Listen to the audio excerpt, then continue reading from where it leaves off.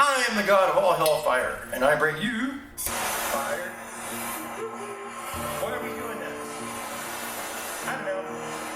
Because the ball bearings suck. The ball bearings that came on these frames blow. They don't hold tension.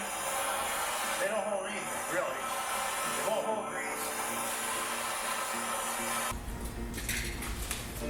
grease. Originally, these bikes came with ball bearings and ball bearing races, which are still in here and they're still on the triple.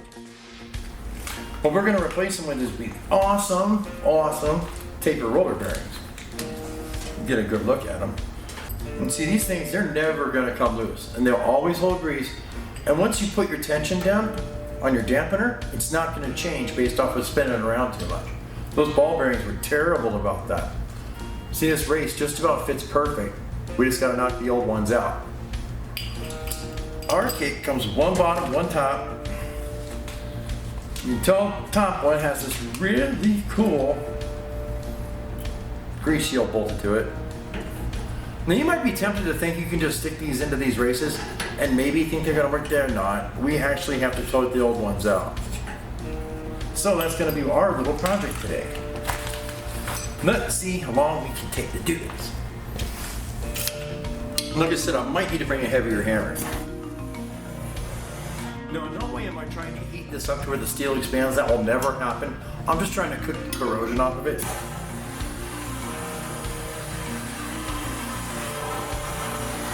I mean, frankly, these frames were brazed together. If you were to try to heat it up to where everything expanded, you would unbraze the frame.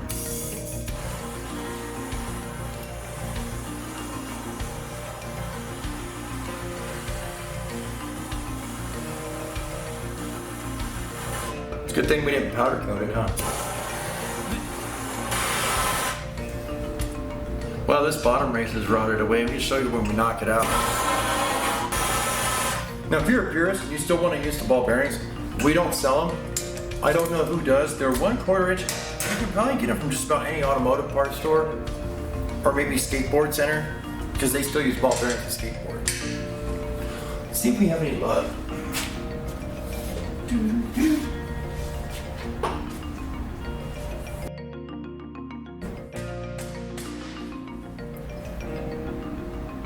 Actually, this one's coming up. I know, right?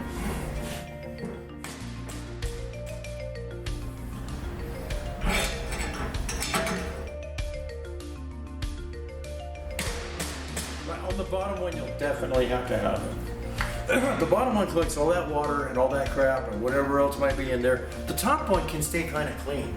This one acts like it's going to come up.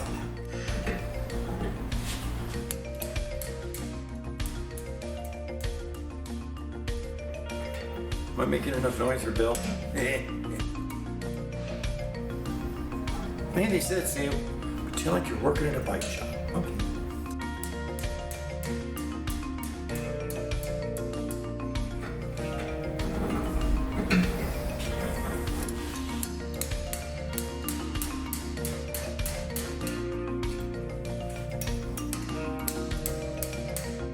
Here we go, ladies and gentlemen. No, I'm not going to touch it yet because it's really hot.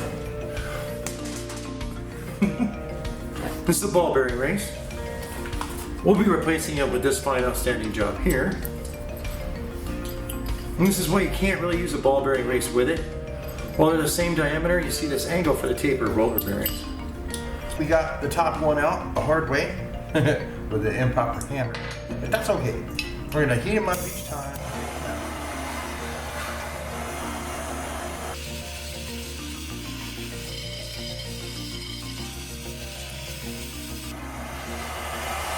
Remember, I'm not trying to expand the steel with this. I'm just trying to cook the corrosion off. Oh, if you have an oiling frame, don't do that.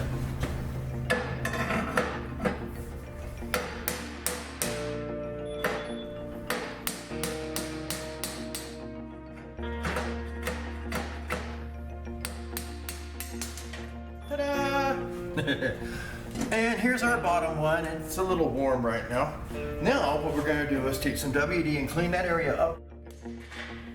Then we're going to press our new ones in, the ones that go to the taper roller bearing. But first, let's get some cleaning on it. We don't want anything left over from the old ones, grease, paint, scum, whatever it might be. We want the metal right up against the frame metal.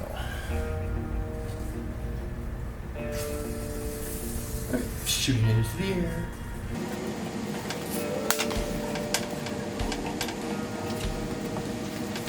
Now, our taper roller bearing kit is the air coat kit that we sell. Both the bearings are exactly the same number, as you can read on the ends of the inside. On taper roller bearings, they're always on the small side. They're both equal numbers, so they're exactly the same. So it doesn't matter which one's on the top or which one's on the bottom, as long as the cone faces out. Make sure that the big side is the side that's going in like this. That one's almost halfway home already.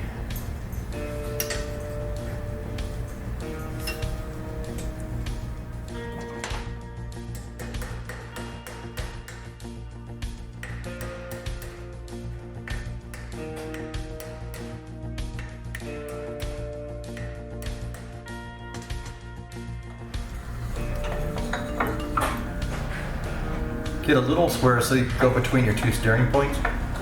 Those are the limiters for your forks, so they can't go too far. Basically what we're doing is we're going to smash it just like that towards its center. C-clamp is a really handy tool to have in the shop. It does lots of cool things. You can actually break the bead of a tire with one of these. That's a really cool trick if you don't have an actual bead breaker in your shop. You can of course push your hydraulic discs back so you don't have to do the big bleeding process with them. Oh, we are pressing the bearing races into the head. We used a C-clamp to do it, and actually it does need to go further home, so I am mushing it good. Always use a piece of wood on it, of course. In fact, go until the wood breaks is a good rule.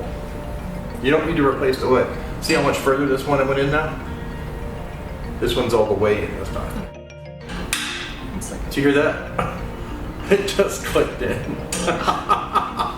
Click! And there's the other one. Now we just heard both of our bearing races click in. Now of course, if you don't have a giant C-clamp, you can take a hammer and strike them in. Now if you don't have a really nice C-clamp or a larger C-clamp, you can actually use side wood clamps, the plastic ones. They just don't give you enough force, I don't think, to push it down really well. So the other option is to drive them down into here using a hammer. But when you do that, make sure it's even and make sure you strike it on a piece of wood like this. If you can, a way of making an even strike is to use this bearing race, your old one, to help push the new one in. That way it's got metal to metal against each other. And if you have a brass hammer, you can use it directly on here. If you don't have a brass hammer, you got to use a piece of wood because you don't want to damage this race. If it doesn't want to go down evenly, watch it in its race. You can actually go from one side to the other to rock it back and forth to get it in. Push in like that. Oh, this side just came up real nice.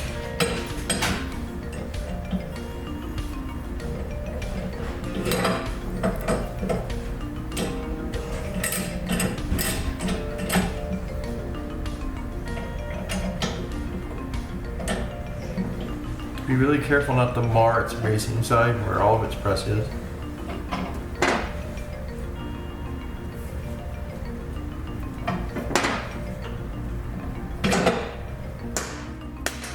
The top one's gone home already. She's home nice.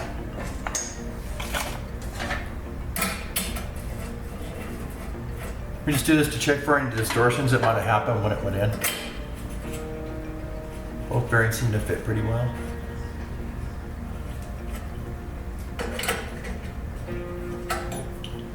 Well, fortunately, the bearing race is harder than anything else here.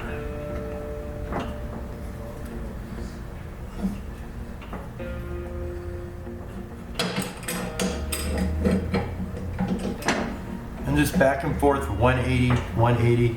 You don't really need to do all 4 points like north, east, south, and west, just as it rocks in.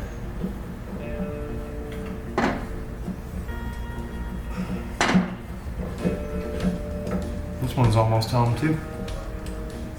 And of course, once you have it more than halfway in, there she goes.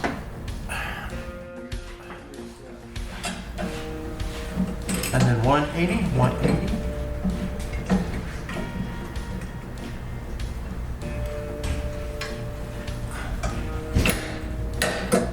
Awesome, and you can see how she's almost all the way up here. Almost completely in.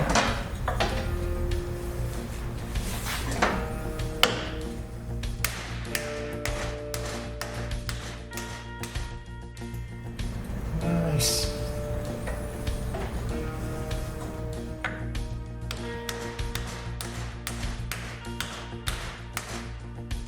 She's home. And that's how simple it is to change that part. The hard part's gonna go when we finish our front end. And then we'll show you how these go onto the front end and how much better taper roller bearings are than the roller. The round ones, they had their day, but that's over. And so that's how we do our headset bearings. Ta-da!